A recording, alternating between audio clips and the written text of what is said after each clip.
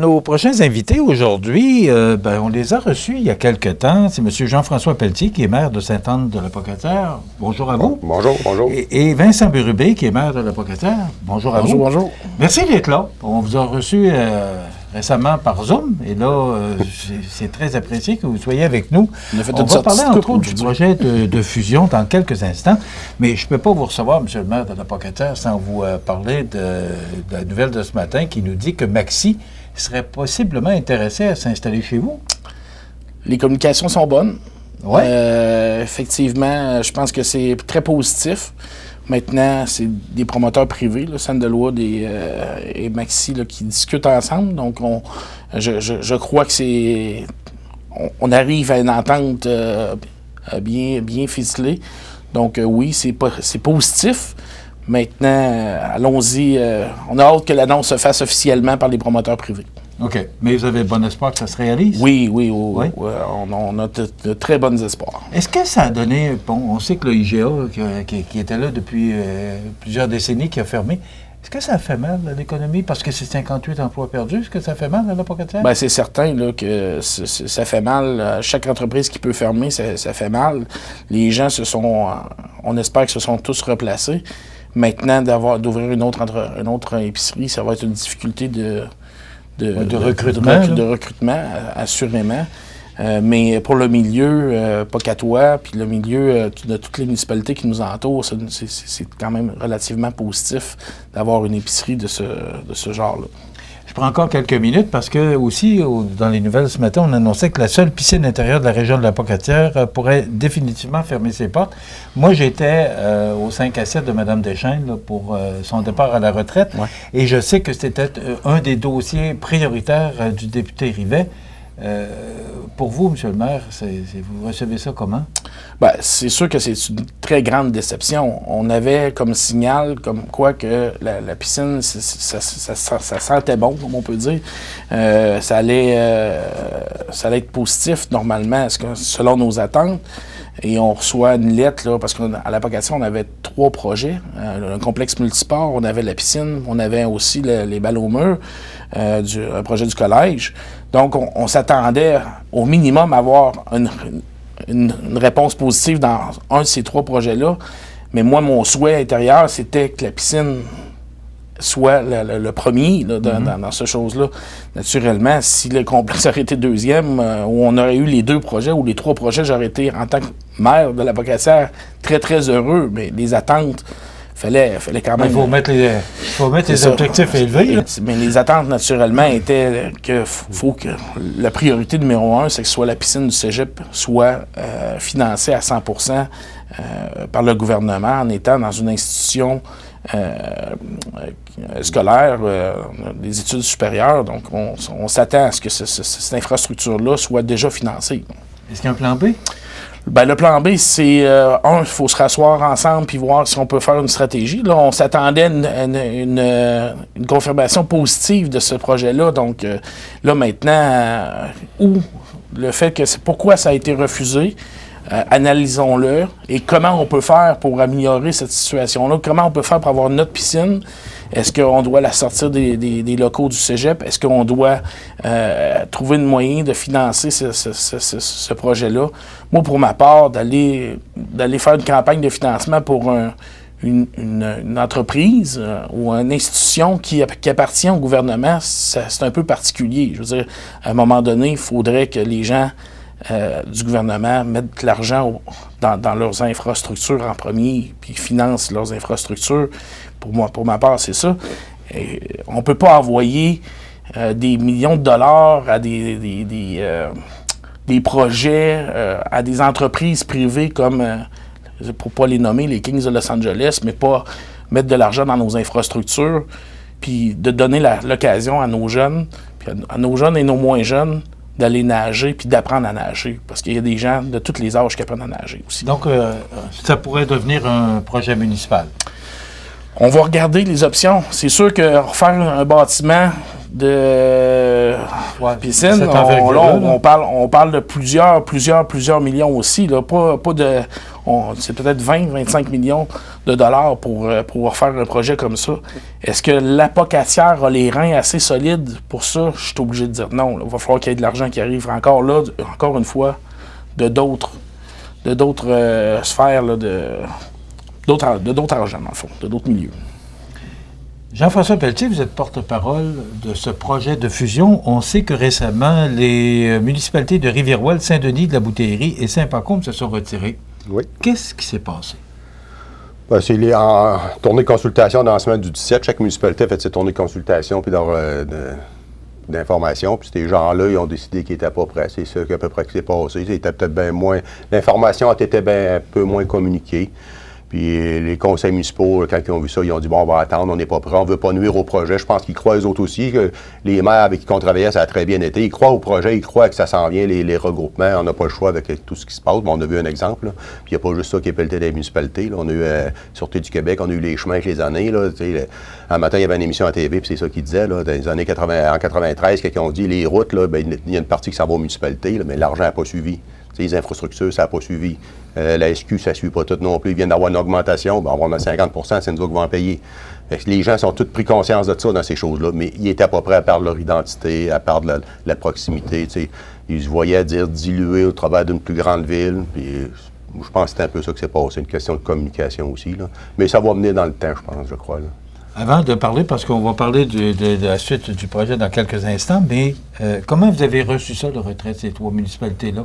Est-ce que ça a changé ou la dynamique là, de l'avancée de ce projet-là? Bien, moi, c'est sûr que ça m'a déçu un peu parce que j'y croyais, j'y crois encore. Là.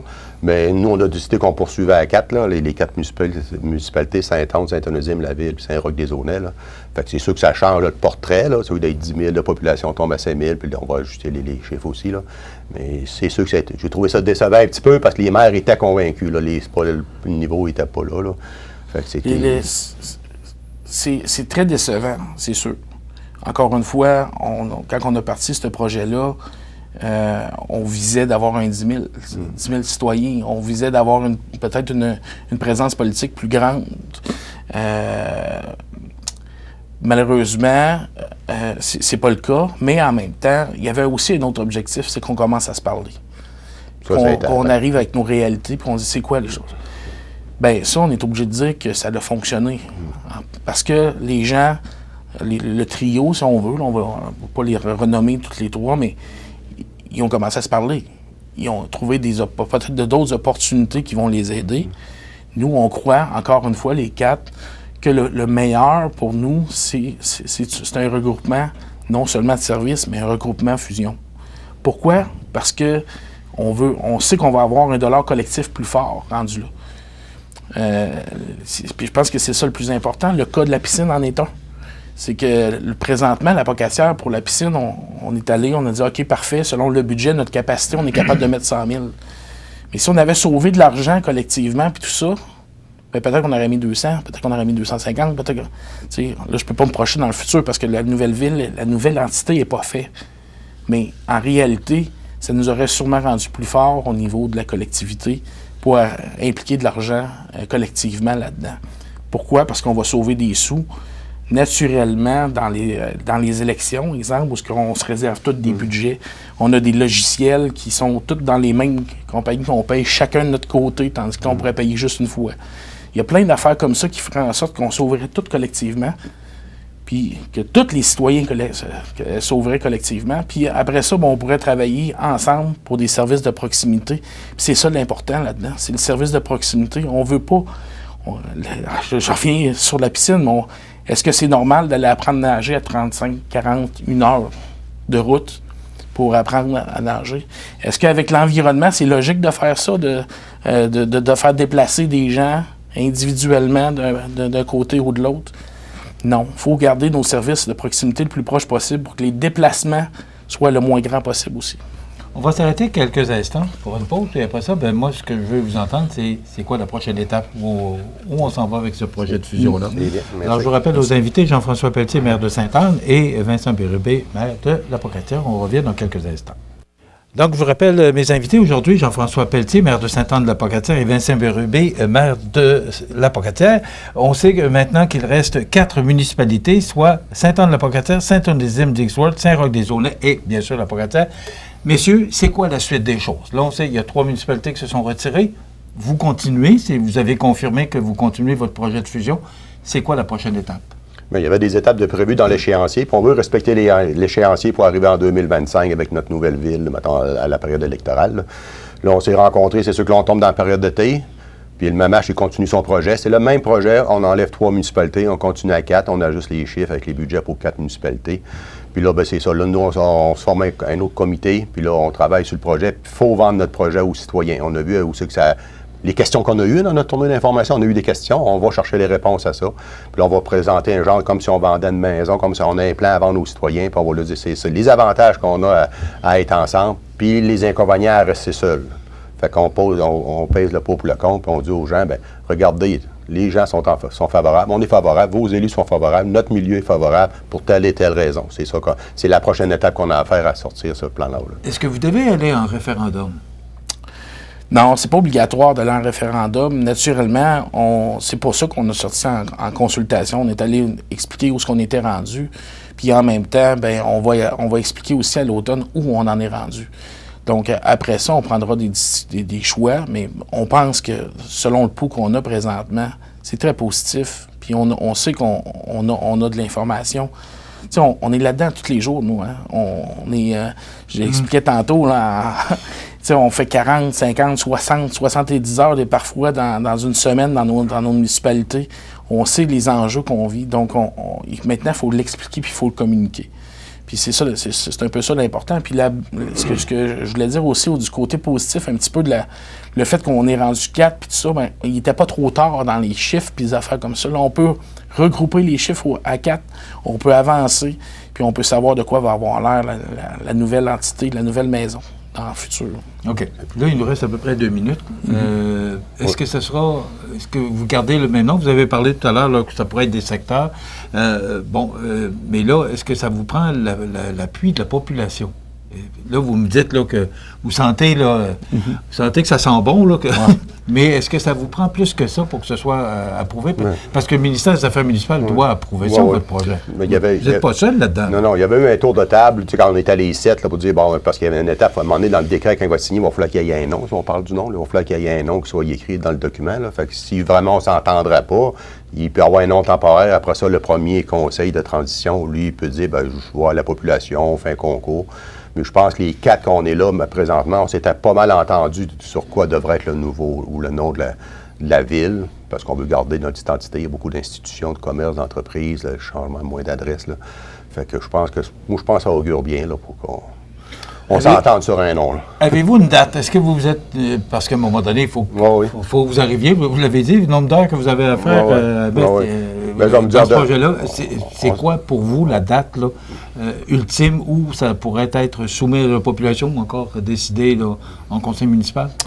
Bien, on donne le même focus. On essaie de livrer pour les élections de 2025 ce projet-là, parce qu'on sait très bien que si on passe ça, il va falloir commencer avec des nouveaux chiffres, il va falloir commencer avec des nouveaux conseils municipaux, il va falloir commencer, donc on va retomber dans des délais.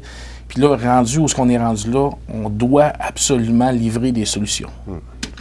On vous souhaite bonne chance, on va suivre ce projet-là de très près. Merci beaucoup, messieurs. On vous remercie.